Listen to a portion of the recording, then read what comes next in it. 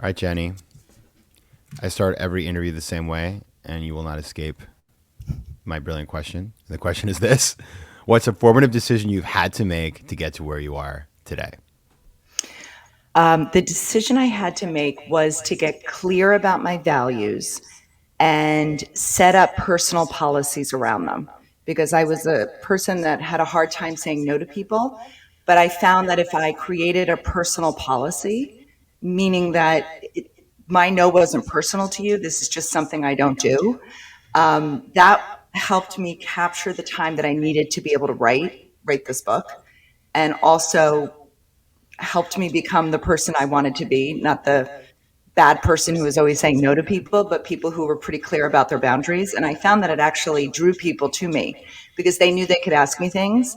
And that if I said yes, I really wanted to do it. Wow. So you come into the interview and you give me a very this is what I mean, this is the stuff that I love to talk about because I struggle. So I do want to unpack that a little. Could you give an example of like a before and an after and the shift? Because I'm interested in how you came up with your policies and codified them, but also I'm interested in like the kind of the net positivity or the fact that you kind of had more power after. Power may be the wrong word, but you get my point. Yeah, Yes. talk about that, please. So I was actually thinking about, I have three children in schools that really welcome parent involvement. And in the early days, when I was freelancing and I had some time, I could be very involved. But then I found myself being pulled and my days being, doing this thing. And then could somebody head up this project for the school? And so I created a personal policy that I'd gotten from the founder of Stella and Dot, which was I will volunteer time when I get eyeball to eyeball with my kid. So if this is a field trip or a bake sale where my child will be involved in it, or a library, reading or things like that, I always said yes to it. But the more administrative stuff behind the scenes, that was a personal policy that I was no longer going to be doing that. My husband has a policy, for example, about overnight flights, red eyes from California. He just doesn't do them. That's his policy. He just doesn't do it. So what's great about personal policies is I find myself, and I think this is true of everybody according to the research, that we get drained having to make so decision fatigue. And so having these policies in place, I no longer have to make a decision. Oh no, this is not going to work, or this will work. This is fits in my policy. I actually wrote an article for the Wall Street Journal a few years ago about the power of personal policies. And I found that the research, there was a researcher, Vanessa Patrick in Texas, who found that if people were dieting and they were at a party and they said, "Oh, no thanks to the cake," people would push them, "Oh, just have one small slice, just you can do this." And instead, if they said, "Oh, I don't eat cake," Mm-hmm. people stopped. So it's just about sort of having conviction about your no, and doing it in a kind way where you let the person feel like they still matter to you and that it's not personal. It's just something you're not doing. Yeah, people say now like, oh, I don't eat sugar, and so they could and you don't question it because you're like, oh, well, like that's right. It's like I don't eat fish or whatever. That's very smart. Now, do you write these down? Do you have 50 of them? Do you have three? Like, how do you avoid it becoming itself like a prison of just having a bunch of rules to follow? Because that's not fun either. No, it's really the policies that I have are around my work time. So really Mm-hmm. having that 8 to 4 block where I very seldomly will I do lunches or meet for coffee. It's really, I really need that time to research and write, and I need large chunks of time. So I'm protective of that time.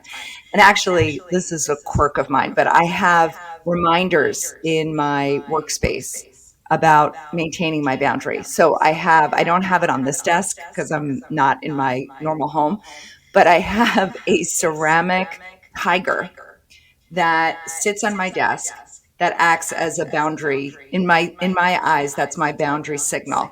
And when friends of mine are on deadlines, or when a friend was writing a book on a really short deadline, I kept texting her because she's also somebody whose boundaries bleed out. I kept texting her the tiger to remember you need somebody to protect your boundaries. Oh, wow. This is so amazing. Okay. Lots of good stuff there, everybody. So go read the article in the journal. The article is about the power of personal policies. And then I too have on my desk a thing that says pense in Portuguese, which means think. And I actually, it belongs to a guy called Mark Young. Sorry, Mark. He was my colleague in Brazil. So if you want it, you can come get it in New York. But it is a mantra, it's like a physical mantra that I have in my space. So I love all this stuff, and I think it keeps us on track. Now we're going to get into the topic today, which is so timely. And as I talked about in the intro, I met Jenny through Agape, our good friend, and then her book started following me around, and I realized that this is it's the zeitgeist right now. She's capturing something that a lot of people are feeling. This is what great books are about. It's the thing that's out in the ether that people haven't necessarily put a finger on, and then Jenny comes along and she does it for us. So you spent 4 years writing Never Enough. What brought you to this topic? So a few things came up for me in 2019. The first thing was my oldest. I'm a mother of three teenagers. My oldest was entering high school, and I thought, okay, I have 4 more years left to give him all the lessons, the values, everything I want him to leave our home with. And then I thought, how should I be spending my parental energies? And I had a feeling that my role as a parent was more than just to push my kids to excellence, despite the fact that my environment around me was saying, your most important thing is to get your kid into a good college. So anyway, so that was happening. Then at the same time, the Varsity Blues scandal hit, which if you remember, it was parents on the West Coast and the East Coast caught up in an illegal conspiracy to bribe their children, bribe their a college acceptance for their kids. And so parents were now going to jail to get their kids into schools like USC. And I said to myself, how did we get to a place where parents were now willing to go to jail to get their kids into a highly selective school? And I was not buying the idea that parents just wanted a logo or a bumper sticker, which is the common narrative. Oh, parents are so caught up in status. I didn't believe that. I thought there was something deeper at play. And so I wanted to really report on that.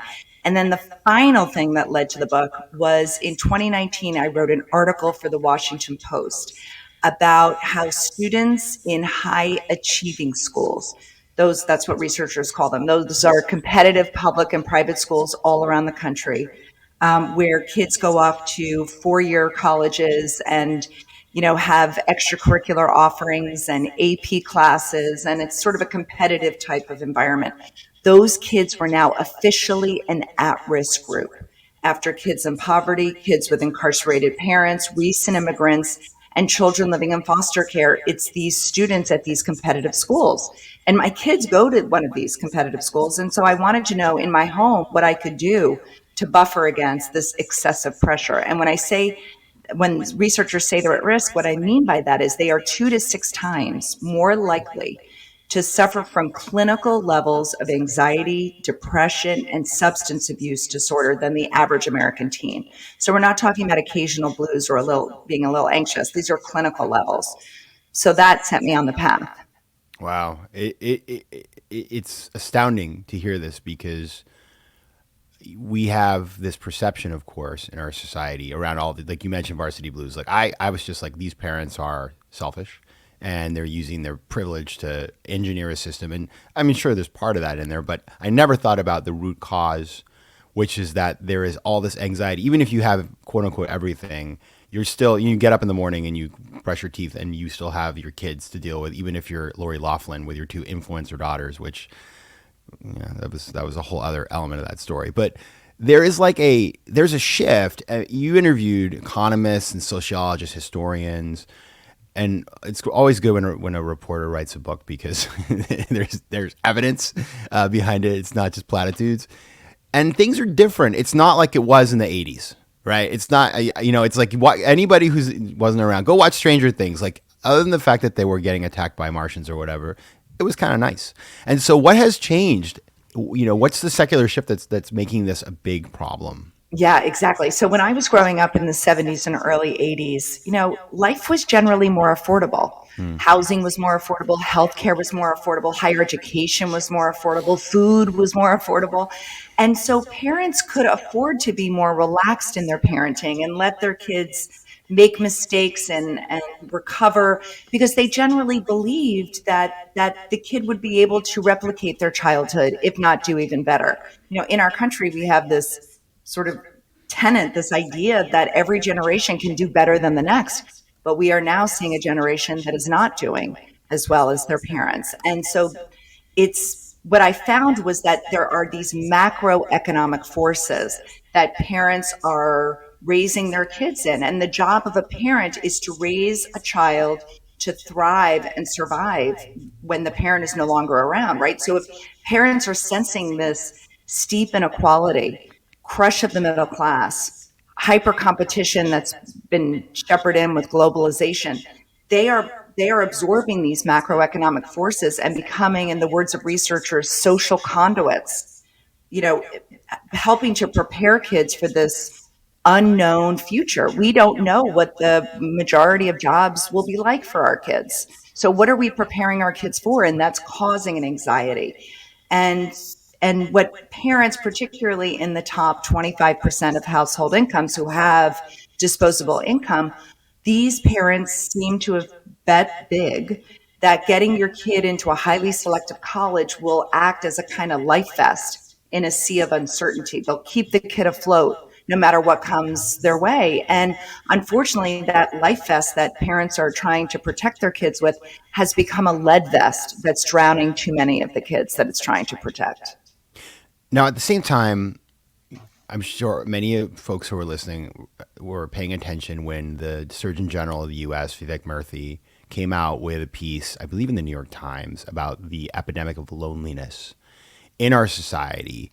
And this is obviously not just children; it's everybody. But children are acutely exposed to these kinds of things. How does this sort of, I mean, the pandemic and social media and all of that stuff add to the pressures that you've described in terms of the macroeconomy?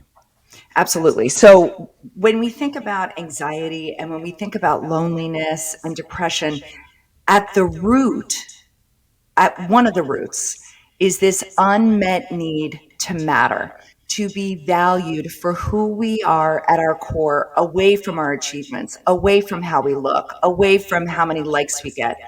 We have sort of lost the plot in our hyper capitalistic society. And we all now are sort of weighed with this idea that our worth is only, based on our productivity, how much we make, how big our house is, the messages on social media that tell us you need to have this or that to be worthy. And so what I found in my research is that the kids, I was looking for who were the kids who were thriving despite the pressure. What did their parents focus on at home? What was school like for them? What were their relationships like?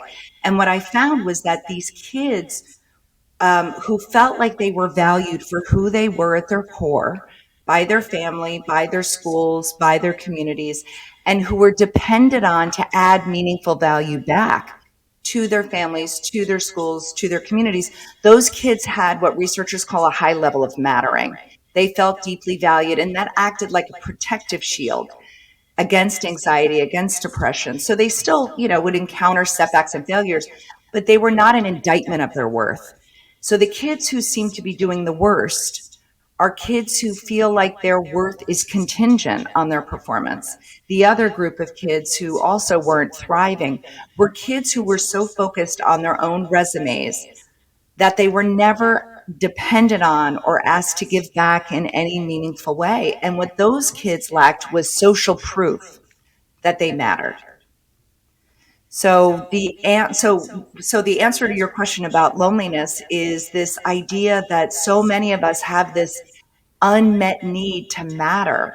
And the researchers who study mattering, it's a concept that's been around since the 1980s, find that after the drive for food and shelter, it is the instinct to matter that drives human behavior for better or for worse. When we feel like we matter, we show up to the world in positive ways. We want to be a caring member of the society. We want to help others. when we feel like we don't matter, we either turn inward and could, turn to substances to escape, or we can act out. School shooters, domestic terrorists being the most, horrific examples of this lack of mattering. But I do believe that it is this mattering that is now going unmet, and it's driving a lot of bad behavior. So I don't know if you're familiar with the concept of the wounded healer by Carl Jung. It's one of my, it's a fave. It's a FOMO Sapiens fave, and the idea here is that Jung says that people who become psychotherapists, a lot of times the reason they do it is because they have been beneficiaries of that. So they're like, wow, this is awesome. I love this. And therefore they want to like impart that onto other people. So they're like one step ahead of their patient on their journey to recovery, right? And I like to think of myself as like the wounded healer of FOMO because, it's like a daily struggle. I need a FOMO tiger on my desk. And so it's something that when I was writing my book about fear of missing out, I was like, it made me, you're doing all the research, right? Like you kind of know this stuff, but then you do the deep research and you talk to all the people and you have a new lens onto your own life. Now you wrote this book and you're parenting actively 3 kids in, an environment that is very much the environment that you're uncovering and talking about in the book. And I imagine you're like, whoa, I missed this one. I did this wrong. I got to change this. There are all these like discoveries. You're the wounded healer of never enough. So talk about, what did you realize in your own life and how did you apply those lessons into the way that you were living and raising your children? Yes, what a great question. So I talk about how this is very much me search. My research is very much me search. This was something that I struggled with as a parent. And so there have been a lot of changes since I started this research. I'd say the 2 big changes. The first big change was that I never understood. So the biggest finding for me in the book is that a child's resilience rests fundamentally on their caregiver's resilience.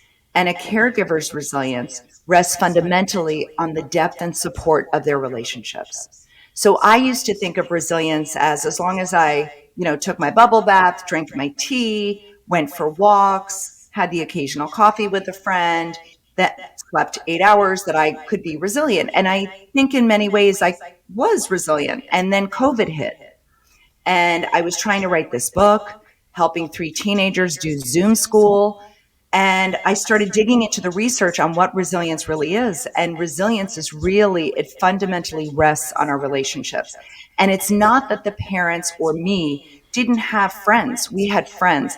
What we didn't do, what I didn't do, and what I found so many of the parents that I interviewed didn't do, is that we didn't intentionally invest in these friendships each and every week so that they could be sources of support when we needed it.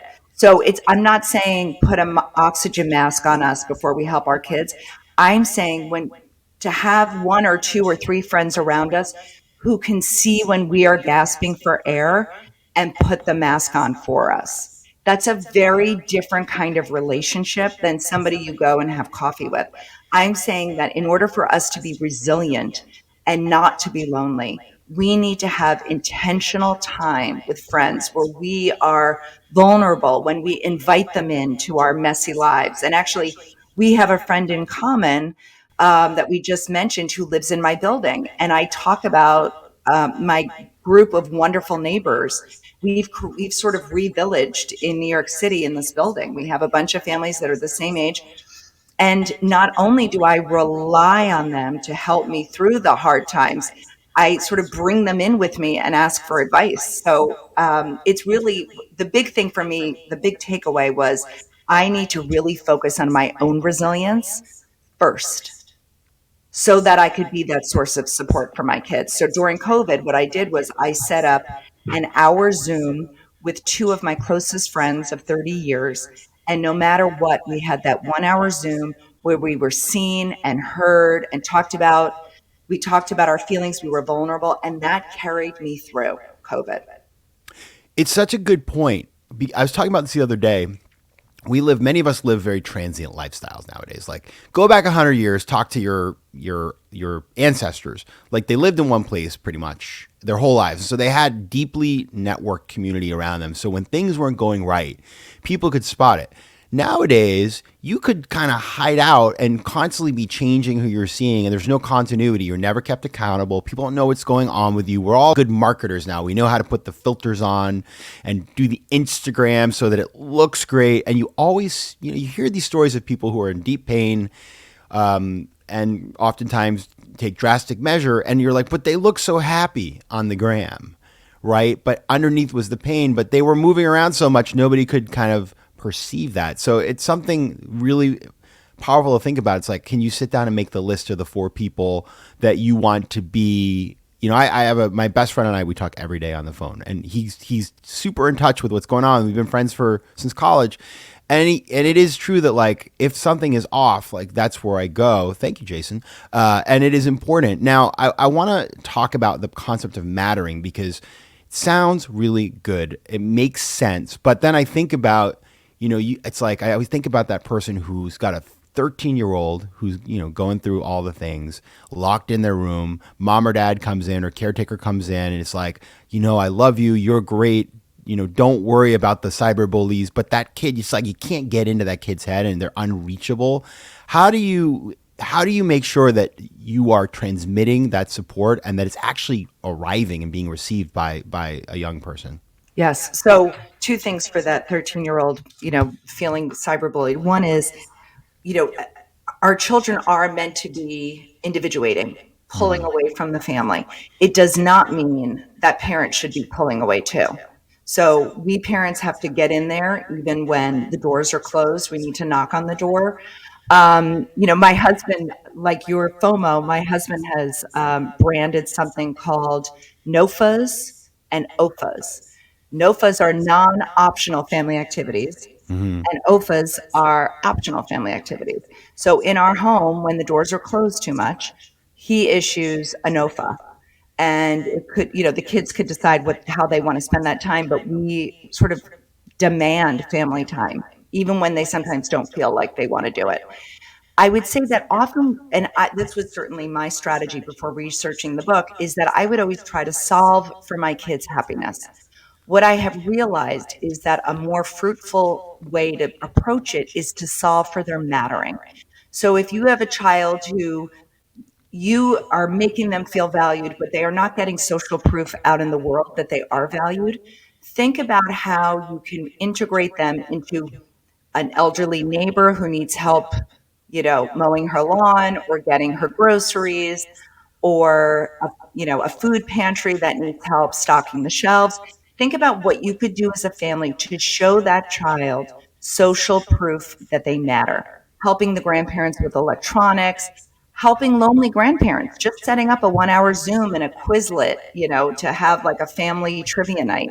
Find ways. So I'm thinking of that 13-year-old.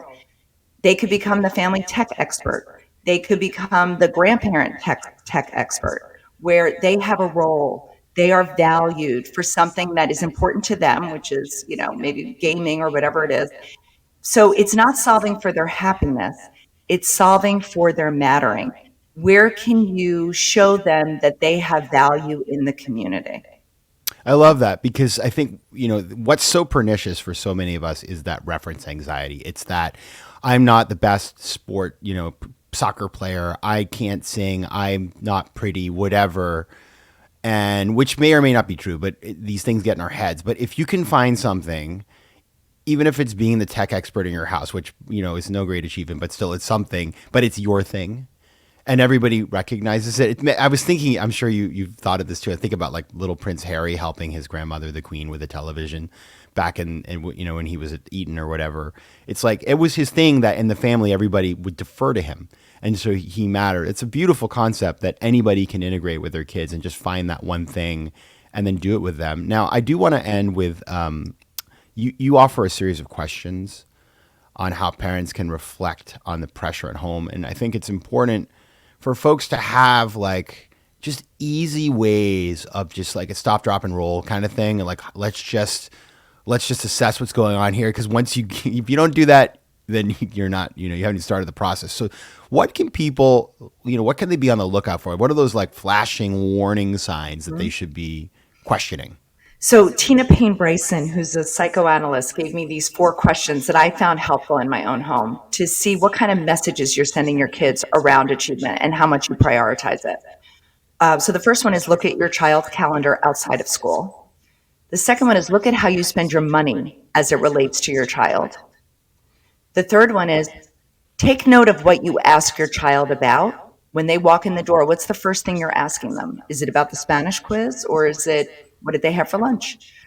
And then the last one is what do you argue with your child about? Those 4 questions will tell you a lot about the messages you are sending about how important achievement is in your home. And I'm not saying don't make achievement important.